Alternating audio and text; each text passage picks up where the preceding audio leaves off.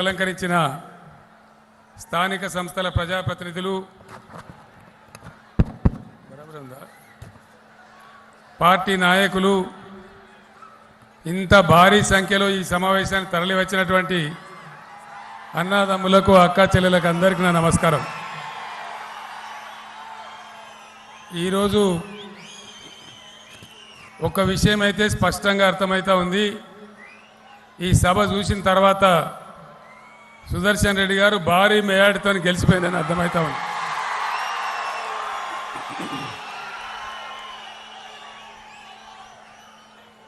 మన దేశానికి స్వాతంత్రం వచ్చి 75 ఏళ్ళు గడుస్తూ ఉంది. ప్రజాస్వామ్య ప్రక్రియ ఈ దేశంలో ఉంది.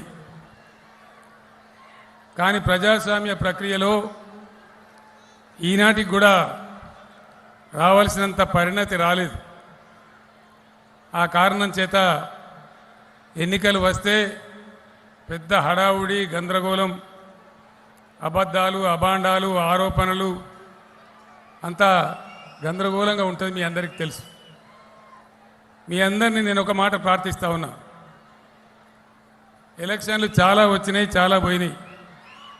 మీరందరూ కూడా చూసినారు, ఓట్లు కూడా వేసినారు.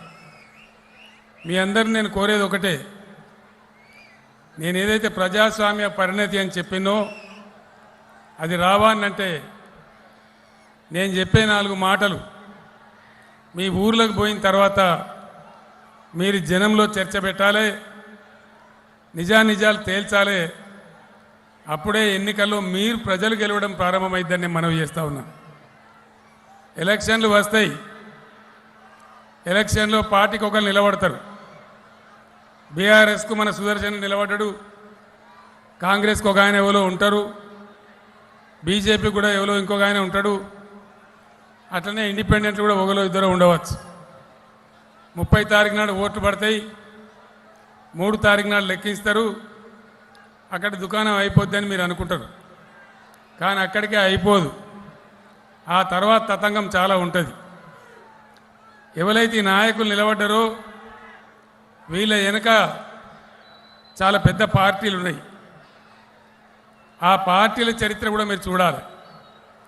నిలబడ్డ అభ్యర్థి యొక్క కమిట్మెంటు, మంచి చెడ్డ చూడడంతో పాటు వాళ్ళ వెనుక ఉన్న పార్టీ కూడా ఏం పార్టీ, ఎటువంటి పార్టీ, ఆ పార్టీ నడక ఏంది, వాళ్ళకు అవకాశం వస్తే, అధికారం ఇస్తే ప్రజల కోసం ఏం చేస్తారు, ఎట్లా ఆలోచిస్తారు అనే విషయాలు కూడా మీరు గమనించాలి. ప్రజాస్వామ్యంలో పరిణతి అంటే అదే అని చెప్పి నేను మనవి చేస్తా ఉన్నా. అందుకోసం దయచేసి మళ్ళా ఒకసారి మీతో నేను కోరుతా ఉన్నా, మీ ఊర్లకు పోయిన తర్వాత, టౌన్లో మీ బస్తీలకు పోయిన తర్వాత నేను చెప్పిన ఈ విషయాలు మీరు నలుగురిలో పెట్టి చర్చించి నిజానిజాలు తేల్చాలని చెప్పి నేను మిమ్మల్ని కోరుతా ఉన్నా. పార్టీల చరిత్ర, బీఆర్ఎస్ పుట్టిందే తెలంగాణ ప్రజల కోసం, తెలంగాణ రాష్ట్రాన్ని సాధించడం కోసం, తద్వారా వాళ్ళకు న్యాయం జరగడం కోసం. కాంగ్రెస్ పార్టీ చరిత్ర మీ ముందు ఉంది. ఒకసారి మీరందరూ దయచేసి ఆలోచన చేయాలి. అసలు ఉన్న తెలంగాణ ఊడగొట్టిన పార్టీ ఏది? ఈ కాంగ్రెస్ పార్టీయే కదా. మనల్ని కరువుకు గురి చేసిన పార్టీ ఏది? ఇదే కాంగ్రెస్ పార్టీ కదా.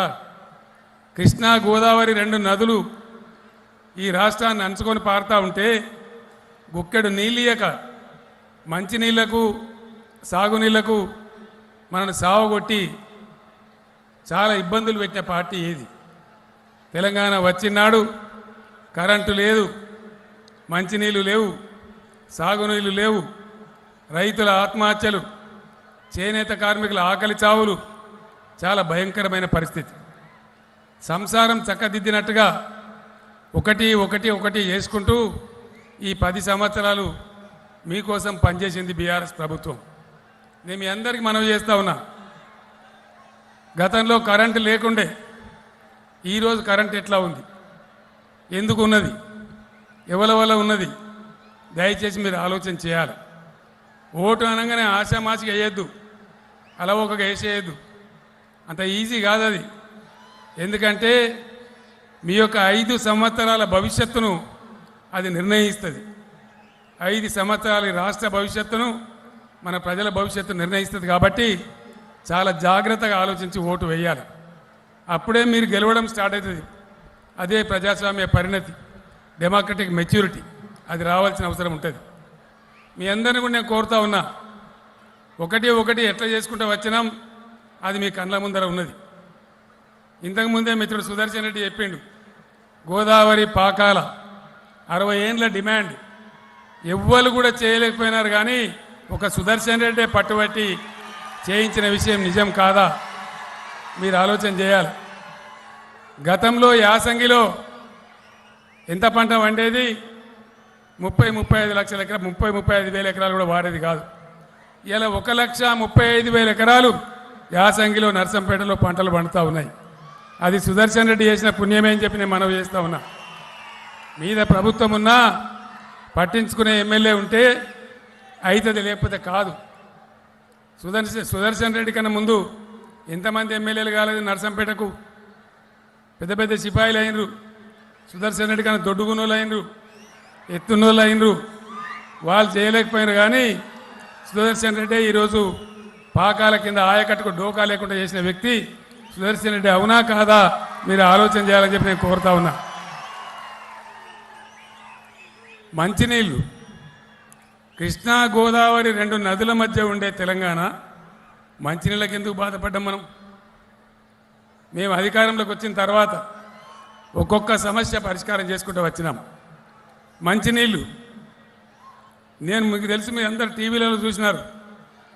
మిషన్ భగీరథ మొదలు పెడితే నేను క్లియర్గా చెప్పిన 5 సంవత్సరాలలో అది కంప్లీట్ చేసి మీకు నీళ్ళు అందియకపోతే వచ్చే ఎలక్షన్లో బీఆర్ఎస్ నిలబడదు, మిమ్మల్ని ఓట్లు అడగము అని చెప్పినాం. మరి కేసీఆర్ కన్నా ముందు, కేసీఆర్ కన్నా దొడ్డుగున్నోళ్ళు, కేసీఆర్ కన్నా పొడుగున్నోళ్ళు ఎంతమంది ముఖ్యమంత్రులు కాలే? 2 నదులుండగా ఎందుకు మంచినీళ్ళు ఇయ్యలే? మరి వాళ్ళు ఎట్లా వచ్చినాయి? భారతదేశంలో ప్రతి గిరిజన గూడానికి, ప్రతి లంబాడి తండాకు, ప్రతి ఇంట్లో నల్లాబెట్టి నీళ్ళు ఇచ్చే ఒకే ఒక్క రాష్ట్రం తెలంగాణ రాష్ట్రం. గంగా నది ఉంటుంది, గంగా నది ఉత్తరప్రదేశ్ అనే రాష్ట్రంలో. ఆ రాష్ట్ర ముఖ్యమంత్రి కూడా మన దగ్గరికి లుంగేసుకొని ఊపుకుంటూ వస్తాడు, మనకు ప్రచారం చేయడానికి వస్తాడు. గంగా నది ఉండేటువంటి ఉత్తరప్రదేశ్లో కూడా ఇయ్యాలటి కూడా మంచినీళ్ళు దిక్కులేవు. అనేక నదులు ఉండేటువంటి రాష్ట్రాల్లో కూడా లేవు. అంటే ఎందుకు వచ్చినాయి మంచినీళ్ళు? కమిట్మెంట్ ఉంటే, చెయ్యాలని ఉంటే, పట్టుదల ఉంటే, మా ఆడబిడ్డలు బిందెలు పట్టుకొని నీళ్లు మొయ్యొద్దంటే, వాళ్ళ భుజాలు కాయొద్దంటే, ఆ పట్టుదల ఉంటే నీళ్లు వస్తాయి, లేకపోతే రావు. బీఆర్ఎస్ సీరియస్గా తీసుకొని చేసింది కాబట్టి, ఎక్కడి ఎమ్మెల్యే అక్కడ పనిచేసి మీకు అందించినారు కాబట్టి ఆ నీళ్ళు వచ్చినాయి. కరెంటు, ఎంత కష్టం ఉండే కరెంటు కోసం. రాత్రి కరెంటు, పొద్దాక కరెంటు, బాయిల కాడికి పోతే పాములు గుట్టుడు, తేలు గుట్టుడు, కరెంటు షాకులు కొట్టి చచ్చిపోవుడు, ఎంత అవస్థ ఉండే. ఈరోజు కరెంట్ ఎట్లా వస్తూ ఉంది?